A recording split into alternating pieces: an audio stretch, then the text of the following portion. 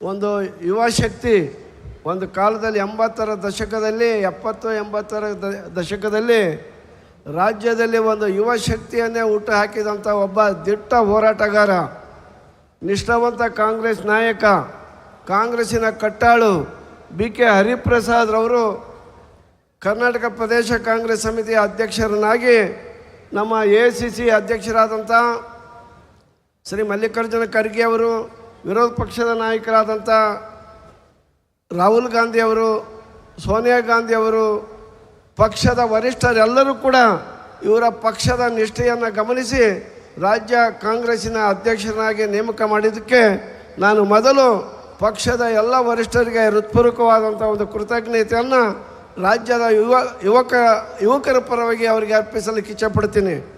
ಕಾಂಗ್ರೆಸ್ ಪಕ್ಷದ ಅಧ್ಯಕ್ಷರಾಗಿ ನೇಮಕವಾಗಿರುವ BK ಹರಿಪ್ರಸಾದ್ ಅವರನ್ನ ನಾನು ಹೃತ್ಪೂರ್ವಕವಾಗಿ ಅವರ ನೇಮಕವನ್ನು ಸ್ವಾಗತಿಸ್ತೇನೆ. ಅವ್ರನ್ನ ಹೃತ್ಪೂರ್ವಕವಾಗಿ ನಾನು ಅಭಿನಂದಿಸುತ್ತೇನೆ. ಈ ಹಿಂದೆ ಅಧ್ಯಕ್ಷರಾಗಿದ್ದಂಥ DK ಶಿವಕುಮಾರ್ ಅವರು ಕೂಡ ಅತ್ಯುತ್ತಮವಾಗಿ ಸಂಘಟನೆ ಮಾಡಿದ್ದಾರೆ. ಜೊತೆಗೆ ರಾಜ್ಯದ ಮುಖ್ಯಮಂತ್ರಿಯಾಗಿ ಕೂಡ ಆಯ್ಕೆಯಾಗಿದ್ದಾರೆ. ಅವರಿವತ್ತು KPCCಯ ಸ್ಥಾನವನ್ನು ಹಸ್ತಾಂತರ ಮಾಡ್ತಾ ಇದ್ದಾರೆ. ಅವ್ರಿಗೂ ಕೂಡ ನಾನು ಅಭಿನಂದಿಸುತ್ತೇನೆ. ಕಳೆದ 3 ವರ್ಷಗಳ ಕಾಲ ಮುಖ್ಯಮಂತ್ರಿಗಳಾಗಿ ಸುದೀರ್ಘವಾಗಿ 13ರಿಂದ 18 ಮತ್ತು 23ರಿಂದ ಇಲ್ಲಿಯವರೆಗೂ ಮುಖ್ಯಮಂತ್ರಿಯಾಗಿ ಸೇವೆ ಮಾಡಿದಂಥ ಒಬ್ಬ ಅಪರೂಪದ ನಾಯಕ ಸಿದ್ದರಾಮಯ್ಯನವರು ಒಂದು ದಾಖಲೆಯ ವರ್ಷಗಳ ಮುಖ್ಯಮಂತ್ರಿಯಾಗಿ ಬಡವರ ಸೇವೆಯನ್ನು ಮಾಡಿದ್ದಾರೆ. 5 ಪಂಚ ಕಲ್ಯಾಣದ ಯೋಜನೆಗಳನ್ನು ಅನುಷ್ಠಾನಕ್ಕೆ ತರುವುದರ ಮೂಲಕ ಇಡೀ ರಾಷ್ಟ್ರದಲ್ಲಿ ಹಸಿವು ಮುಕ್ತ, ಬಡತನ ಮುಕ್ತ ರಾಜ್ಯವನ್ನಾಗಿ ಮಾಡಿದಂಥ ಕೀರ್ತಿ ಶ್ರೀಮಾನ್ ಸಿದ್ದರಾಮಯ್ಯ ಅವರಿಗೆ ಸಲ್ಲುತ್ತೆ. ಅವ್ರಿಗೂ ಕೂಡ ನಾವು ಇವತ್ತು ಹೃತ್ಪೂರ್ವಕವಾದಂಥ ಧನ್ಯವಾದಗಳನ್ನು, ಅಭಿನಂದನೆಗಳನ್ನು ಸಲ್ಲಿಸೋಣ. ಜೊತೆಗೆ ನಮ್ಮ ರಾಜ್ಯದ ಇನ್ಚಾರ್ಜ್ ಜನರಲ್ ಸೆಕ್ರೆಟರಿ ಸುರ್ಜೇವಾಲಾರವರು ಭಾಳ ಚೆನ್ನಾಗಿ ಎಲ್ಲ ನಾಯಕರನ್ನು ಕೂಡ ಒಂದುಗೂಡಿಸಿ 23ರ ಚುನಾವಣೆಯಲ್ಲಿ ಅವರದೇ ಆದಂಥ ಒಂದು ತಂತ್ರಗಾರಿಕೆಯಿಂದ ಈ ಒಂದು ರಾಜ್ಯದಲ್ಲಿ ಕಾಂಗ್ರೆಸ್ ಬರಲಿಕ್ಕೆ ಅವರು ಕೂಡ ಶ್ರಮಿಸಿದ್ದಾರೆ. ಹೀಗಾಗಿ ಸುರ್ಜೇವಾಲಾರವರು ಕೂಡ ಈ ರಾಜ್ಯದ ಇನ್ಚಾರ್ಜ್ ಇರೋದ್ರಿಂದ ಅವ್ರನ್ನೂ ನಾವು ಅಭಿನಂದಿಸೋಣ. ಈಗ ಒಟ್ಟಾರೆಯಾಗಿ ಇದು ಚುನಾವಣೆ ವರ್ಷ ಅಂತ ತಿಳ್ಕೋಬೇಕು ನಾವು. ಹರಿಪ್ರಸಾದ್ ಅವರು, DK ಶಿವಕುಮಾರ್ ಅವರು KPCC ಅಧ್ಯಕ್ಷರಾಗಿದ್ದಂಥ ಸಂದರ್ಭದಲ್ಲಿ ರಾಜ್ಯದಲ್ಲಿ ಮರಣಾಂತಿಕ ಕಾಯಿಲೆ ಕರೋನಾ ಇತ್ತು. ಅವರು ಇಷ್ಟೊಂದು ವಿಜೃಂಭಣೆಯಿಂದ ಅದ್ಧೂರಿಯಾಗಿ ಅಧಿಕಾರವನ್ನು ಸ್ವೀಕಾರ ಮಾಡಲಿಕ್ಕಾಗಲಿಲ್ಲ. ಭಾರತ್ ಜೋಡೋ ಭವನದಲ್ಲಿ ವಿವಿಧ ಟೆಕ್ನಾಲಜಿ, ಈಗೇನು ವಿಡಿಯೋ ಕಾಲು, ಆ ಮೂಲಕ ಅಧಿಕಾರವನ್ನು ಸ್ವೀಕಾರ ಮಾಡಿ ಅದೊಂದು ದಾಖಲೆನೇ ಮಾಡಿದರು. ನಂತರ ಅವರು ಮಾಡಿದಂಥ ಕೆಲಸ ಕಾರ್ಯಗಳು, ಹೋರಾಟ ಮತ್ತು ಎಲ್ಲ ರೀತಿಯ ಸಂಘಟನೆಗಳು ಕೂಡ ಪಕ್ಷದ ಗೆಲುವಿಗೆ ಅವಕಾಶ ಆಯಿತು.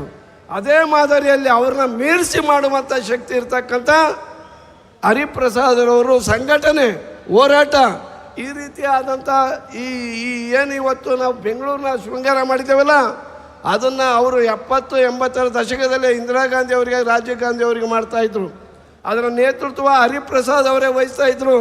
ನಾನು ರಾಜ್ಯ ಯುವ ಕಾಂಗ್ರೆಸ್ಸಿನ ಅಧ್ಯಕ್ಷರಾದಂಥ ಸಂದರ್ಭದಲ್ಲಿ ಅವಾಗ ಆಸ್ಕರ್ ಫರ್ನಾಂಡಿಸ್ ಅಂತ ಒಬ್ಬ ಹೃದಯವಂತ ACCಯ ಪ್ರಧಾನ ಕಾರ್ಯದರ್ಶಿ ಇದ್ದಂಥ ಸಂದರ್ಭದಲ್ಲಿ ಮತ್ತು ನಮಗೆಲ್ಲರಿಗೂ ಮಾರ್ಗದರ್ಶನ ಮಾಡುತ್ತಿದ್ದಂತಹ ಇಂದಿನ ಹಣಕಾಸು ಸಚಿವರಾಗಿದ್ದಂಥ ಜನಾರ್ದನ ಪೂಜಾರಿ ಅವರಿಬ್ಬರೂ ಕೂಡ ಕಾಂಗ್ರೆಸ್ಸಿನ ಕಾರ್ಯಕರ್ತರನ್ನ ಕಟ್ಟಿ ಬೆಳೆಸಿದಂಥವರು, ಗುರುತಿಸಿದಂಥ ಮಹಾನ್ ನಾಯಕರು ಇಬ್ಬರು ಕೂಡ ಅವರ ಒಂದು ಗರಡಿಯಲ್ಲಿ ಬೆಳೆದಂಥ ಹರಿಪ್ರಸಾದ್ರವರು ಈ ಹಿಂದಿನಿಂದಲೂ ಕೂಡ ಸಂಘಟನೆ, ಹೋರಾಟ, ಅದ್ರ ಜೊತೆಗೆ ಅವರ ಅರ್ಧ ಶತಮಾನಗಳ ಕಾಲ 50 ವರ್ಷ, ಅವರ 50 ವರ್ಷಕ್ಕೂ ಕೂಡ ಹೆಚ್ಚು ಈ ಪಕ್ಷದಲ್ಲಿ ಅವರದೇ ಆದಂಥ ಸೇವೆಯ ಛಾಪನ್ನು ಮೂಡಿಸಿದ್ದಾರೆ.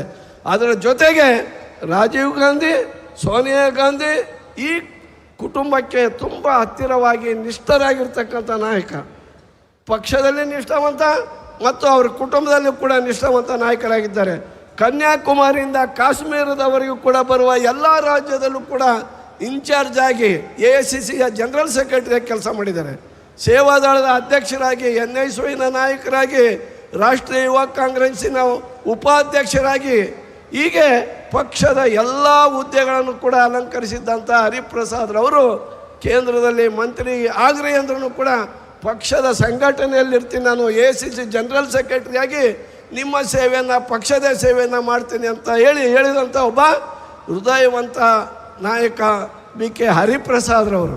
ನಾನು ಒಂದು ತಿಂಗಳಿಂದ ನಾನು ಸಿಕ್ಕಿದ್ದೆ, ಹೇಳಿದೆ ನಾನು, ಸರ್ ನೀವು ಮಂತ್ರಿ ಆಗಬೇಡಿ ಅಂತಂದು ಹೇಳಿದೆ ನಾನು. ಇದು ಒಳ್ಳೆಯ ಕಾಲ, KPCC ಅಧ್ಯಕ್ಷರಾಗಿರಿ, ನಿಮ್ಮಂಥ ಹಿರಿಯ ನಾಯಕರು ಬರಬೇಕು, ಕಾಂಗ್ರೆಸ್ ಕಾರ್ಯಕರ್ತರ ಪರಿಚಯ ಇರ್ತಕ್ಕಂಥ ನಾಯಕರು ಬರಬೇಕು, ಯಾರು ಪಕ್ಷದಲ್ಲಿ ಬಹು ವರ್ಷಗಳ ಕಾಲ ದುಡಿದಿದ್ದಾರೋ ಅಂಥವ್ರನ್ನ ಗುರುತಿಸಿ ಸ್ಥಾನಮಾನವನ್ನು ಕೊಡ್ತಕ್ಕಂತಹ ಈ ರಾಜ್ಯದ ಪರಿಚಯ ಇರತಕ್ಕಂಥ ಹಿರಿಯ ನಾಯಕರೊಬ್ಬರು ಈ ರಾಜ್ಯದ ಕಾಂಗ್ರೆಸ್ಸಿನ ಅಧ್ಯಕ್ಷರಾಗಬೇಕು. ಅದಕ್ಕೆ ನೀವು ಸೂಕ್ತವಾದಂಥ ವ್ಯಕ್ತಿ ನೀವು ಆಗಬೇಕು ಅಂತೇಳಿ ವಿನಂತಿ ಮಾಡಿದಾಗ ಅವರು ಮೌನದಿಂದ ನಕ್ಕರೆ ಹೊರತು ಆಗಲಿ ಅಂತ ಹೇಳಿಲ್ಲ, ನಿರಾಕರಿಸಲಿಲ್ಲ.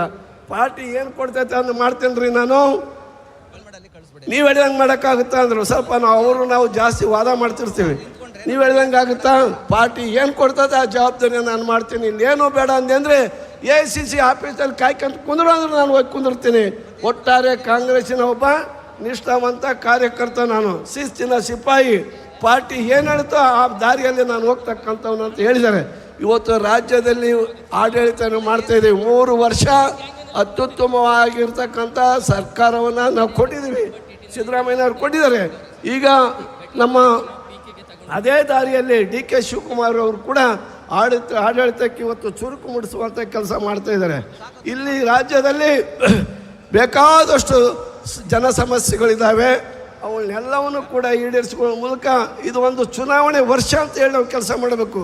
ಈಗ ಜಿಲ್ಲಾ ಪಂಚಾಯತಿ ಚುನಾವಣೆ ಬರುತ್ತೆ, ಬೆಂಗಳೂರು ಮಹಾನಗರ ಪಾಲಿಕೆ ಚುನಾವಣೆ ಬರುತ್ತೆ, ತಾಲೂಕ್ ಪಂಚಾಯತಿ ಚುನಾವಣೆಗಳು ಬರ್ತವೆ.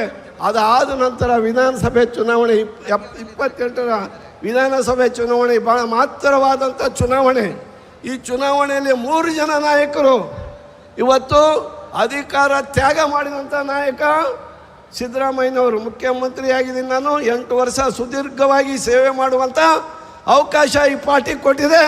ಪಕ್ಷದ ನಿರ್ದೇಶನದಂತೆ ನಾನು ಮುಖ್ಯಮಂತ್ರಿ ಸ್ಥಾನವನ್ನು ತ್ಯಾಗ ಮಾಡಿ ಮತ್ತೊಬ್ಬರಿಗೆ ದಾರಿ ಎರಿತಿದ್ದೀನಿ ಅಂತಂದು ಹೇಳಿದಂಥ ಒಬ್ಬ ಹೃದಯವಂತ ನಾಯಕ ಶ್ರೀಮಾನ್ ಸಿದ್ದರಾಮಯ್ಯನವರು.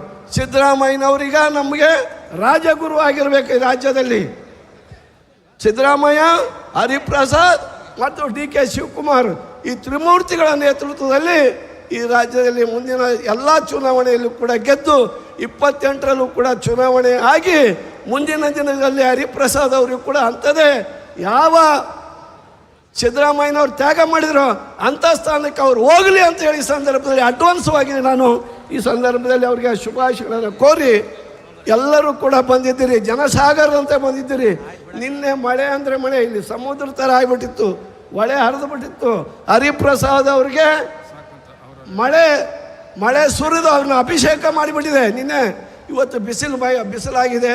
ನೀವೆಲ್ಲರೂ ಕೂಡ ಸಾಗರ ಉಪಾಧ್ಯದಲ್ಲಿ ಬಂದು ಅವರ ಒಂದು ಅಧಿಕಾರದ ಸ್ವೀಕಾರದ ಸಮಾರಂಭಕ್ಕೆ ಸಾಕ್ಷೀಕರಿಸಲು ಕಣ್ತುಕೊಳ್ಳಲು ಬಂದಿದ್ದೀರಾ. ನಿಮ್ಮೆಲ್ಲರ ಆಶೀರ್ವಾದ, ಬೆಂಬಲ ಸದಾ ಪಕ್ಷದ ಮೇಲೆ, ಹರಿಪ್ರಸಾದ್ ಅವ್ರ ಮೇಲೆ ಇರಬೇಕು ಅಂತೇಳಿ ನಿಮ್ಮಲ್ಲಿ ಕೇಳ್ಕೊಂಡು ನನ್ನ ಮಾತು ಮುಗಿಸೇನೆ. ಜೈ ಹಿಂದ್, ಜೈ ಕಾಂಗ್ರೆಸ್. ಹಲೋ ನೋಡಿ, ಇಲ್ಲಿ ದಯವಿಟ್ಟು 2ನೇ ಸ್ಟೇಜ್ ಮುಂಭಾಗ ಇರುವಂಥ ಜನ ಎಲ್ಲರೂ ಜಾಗ ಮಾಡಿಕೊಡಿ. ದಯವಿಟ್ಟು ನೀವು ಅಲ್ಲಿಂದ ಹೋಗಿ, ಅಲ್ಲಿಂದ, ಯಾಕೆಂದ್ರೆ ನಾವು ಅಲ್ಲಿ ಒಂದು ರಿಹರ್ಸಲ್ ಮಾಡಬೇಕಲ್ಲಿ. ನಿಂತಿರೋರು ದಯವಿಟ್ಟು ಖಾಲಿ ಮಾಡಿ ಅಲ್ಲಿಂದ ಹೋಗಿ. ನಮಗೆ ತುಂಬ ತೊಂದರೆ ಆಗ್ತಾ ಇದೆ, ಪೊಲೀಸ್ನವ್ರಿಗೂ ಕೂಡ ನೀವು ಸಹಕರಿಸ್ತಾ ಇಲ್ಲ. ನಿಮ್ಮ ಕೈ ಮುಗಿದು ಕೇಳ್ಕೊಳ್ತೀನಿ, ದಯವಿಟ್ಟು ಈ ಕಡೆ ಬನ್ನಿ. ನೋಡಿ, ಇಲ್ಲಿ ಮುಂದೆ ನಿಂತಿರೋರು ಕೂಡ ಹಿಂದೆ ಹೋಗಿ, ಸ್ವಲ್ಪ ಹೋಗಿ ಹಿಂದೆ. ಅಲ್ಲಿ ನಿಂತಿರೋರೆಲ್ಲ ಕಳಿಸಿ, ಆಂಜನೇಯಲು ಕಳಿಸಿ, ಎಲ್ಲರನ್ನೂ ಅಲ್ಲಿಗೆ ಹಿಂದೆ ಕಳಿಸಿ. ಅಲ್ಲಿ ನೋಡಿ, ಅಲ್ಲಿ ಹಿಂದೆ ಇದ್ದಾರಲ್ಲ ಅವ್ರನ್ನೂ ಹಿಂದೆ ಕಳಿಸಿ. ಈಗ ಎಲ್ಲೇ ಅಲ್ಲಿ ಟ್ರೈಬಲ್ಸ್ ಇವರು ಕೂತಿದ್ದಾರೆ ಸಮುದಾಯ, ಅಲ್ಲಿಂದ ಹಿಂದಕ್ಕೆ ಹೋಗ್ಬೇಕು ಎಲ್ಲರೂ. ನೋಡಿ ಅಲ್ಲಿ ನಿಂತಿದ್ದಾರೆ, ಅವರು ಕಳಿಸಿ ಅಲ್ಲಿ.